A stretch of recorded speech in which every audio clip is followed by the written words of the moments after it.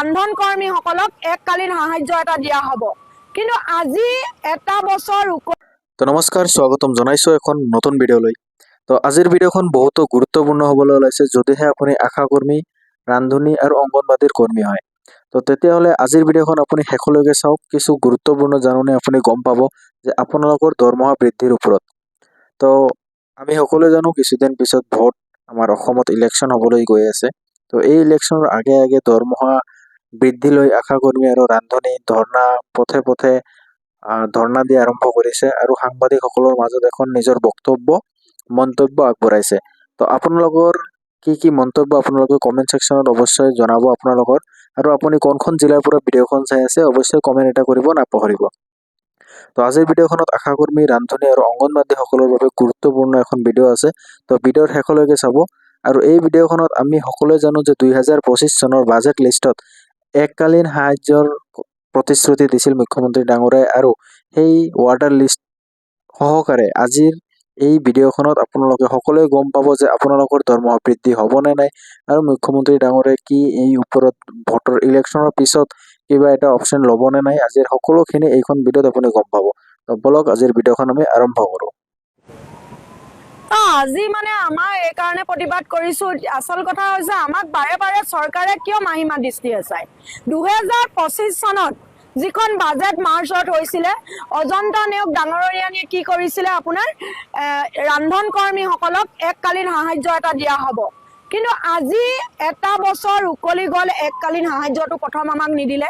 এয়া এককালীনৰ কাগজ, এককালীন দিম বুলি বাজেটত কোৱা লিখা আছে কাগজ। দুই, আমাক কৈছিলে যে অৰুণোদয় দিম বুলি।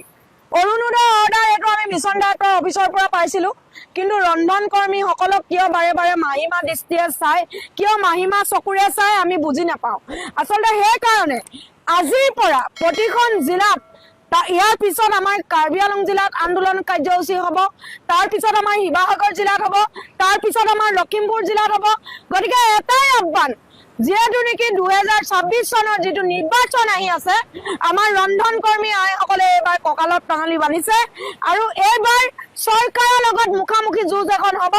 ৰন্ধন কৰ্মীসকলৰ হৈ কেতিয়া মাত মাতিব, তেওঁলোকৰ কুকুৰ মেকুৰী কাজিয়াখন একে নহয়, ৰন্ধন কৰ্মীসকলৰ হৈ কেতিয়া মাত মাতিব।